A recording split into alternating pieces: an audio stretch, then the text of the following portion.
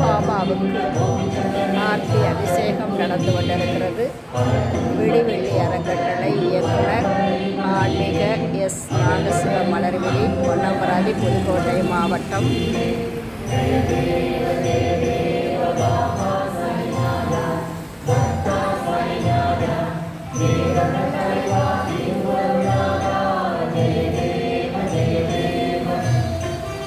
இதை அன்புடன் தெரிவித்துக் கொள்கிறேன்.